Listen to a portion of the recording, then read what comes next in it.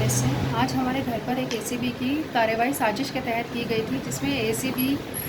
के द्वारा ज़मीन के बाबत एक कंप्लेन होना हमारे खिलाफ़ बताया जा रहा है, जिसके बारे में मैं बताना चाहूँगी कि इस ज़मीन के बारे में हमने एडीए, नगर निगम आयुक्त और पुलिस थाने में 100 नंबर पे भी अनगिनत बार व्हाट्सएप के थ्रू और एप्लीकेशन के थ्रू शिकायत दर्ज करा रखी है। विवाद यह है कि ये जो ज़मीन है, इस पे ज़मीन की भर्ती करने के लिए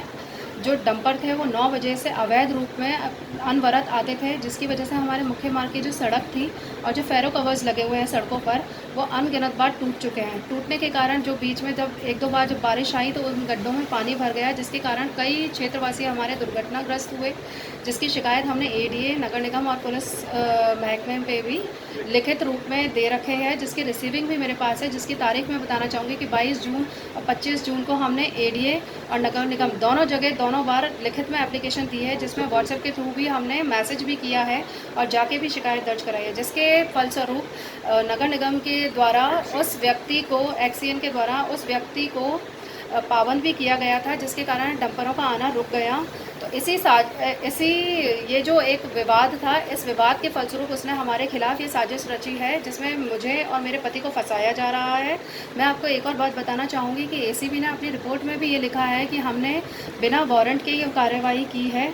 क्योंकि अगर वो पहले से हमें बता देते तो जो भी राशि जिसका ये नाम ले रहे हैं वो राशि हमारे घर से नहीं मिलती। जबकि मैं आपको बताना चाहूँगी कि एसीबी आज जो रिपोर्ट लेकर के गए हैं, उन्होंने उसमें लिखित में उन्होंने लिखा है और उसकी रिसीविंग भी हमें दी है कि जिसमें उन्हें कोई भी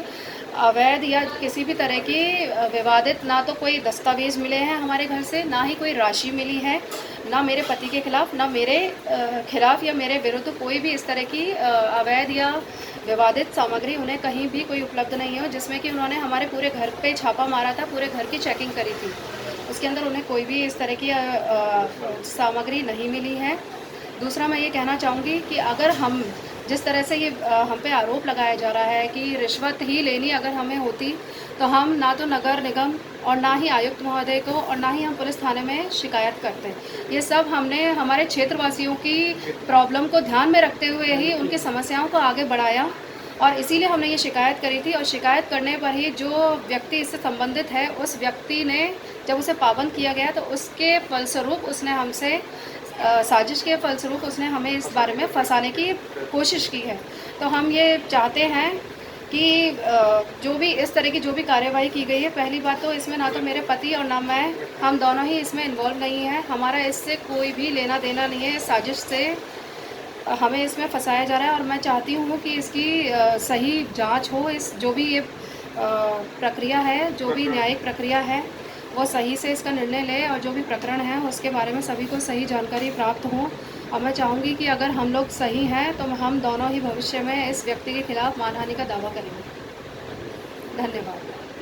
आज हमारे घर पे एक एसीबी की रेड हुई, जिसके अंदर मैं आपको बता दूं ये पूरी साजिश पूर्वक व राजनीतिक रेशा पूर्वक भरी हुई थी। ये एक जमीन को लेकर उक्त मामले में 40 लाख रुपये की छोटी रिपोर्ट एसीडी में लिखी गई। एसीडी जब हमारे घर पे आई चेक करने के लिए तो जो उसमें हमें तहरीर रिपोर्ट दी गई, उसके अंदर एसीडी ने लिखा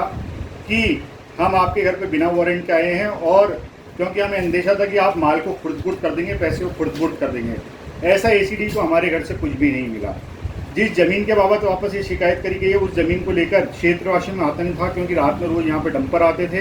रोज़ रात में यहाँ पर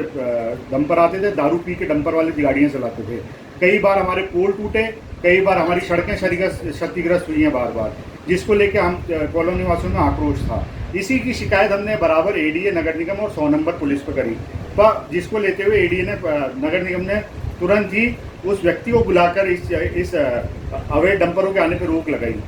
साथ ही मैं आपको बता दूं, इस ज़मीन की आड़ में इसकी जांच होनी चाहिए, क्योंकि इस ज़मीन की आड़ के अंदर सरकारी ज़मीन को दबाया जा रहा है और सरकारी ज़मीन की भरत करी जा रही है। इसमें कुछ कर्मचारी भी शामिल हो सकते हैं, इसलिए इसकी जांच जरूर करानी चाहिए। और हम जल्दी ही, हमें न्याय पर पूरा विश्वास है, हम न्यायालय में जाकर इस बात को साबित करेंगे और जो भी इसमें जिन लोगों ने झूठा फंसाने की कोशिश करी है उनके ऊपर मानहानि का दावा करेंगे।